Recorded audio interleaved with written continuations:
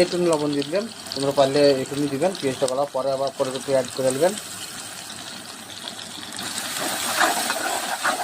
পরবর্তী অ্যাড করে নেবেন।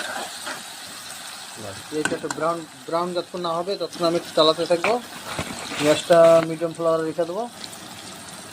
এরপরে তাকতে করতে আমার বাসন্তী চালের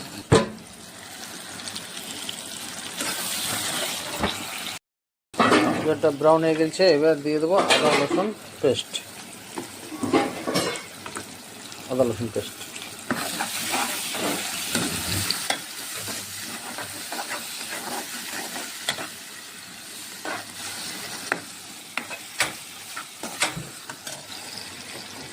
এটি দিয়ে দেবো কাঁচা লঙ্কা।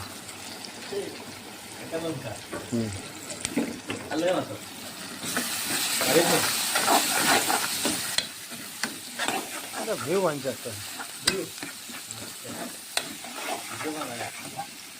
এখানে কিন্তু আমি সব মশলাখানা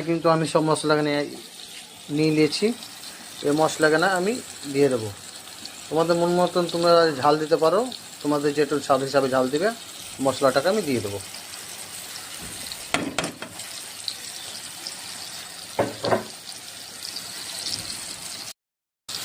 একটু মশলাটা যেন না জ্বলে যাবে, একটু আমি হালকা জল দেবো।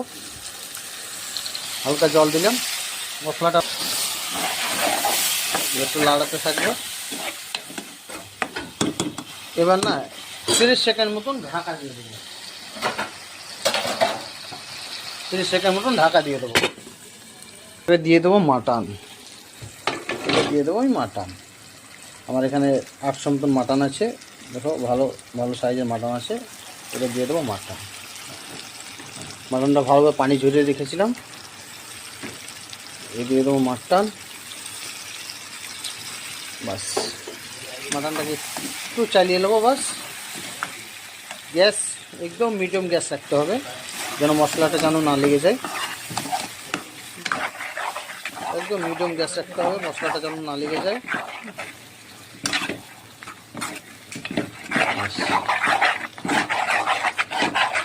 মশলাটা ভালোভাবে মিক্স হয়ে গেল।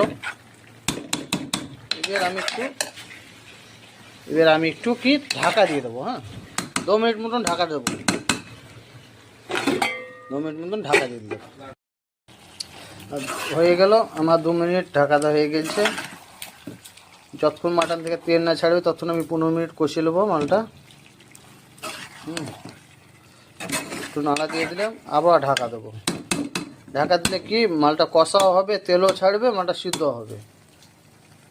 আবার খালি লাগতে থাকবে।